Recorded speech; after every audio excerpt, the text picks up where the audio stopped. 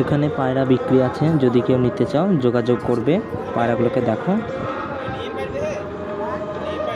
location হচ্ছে পলাশী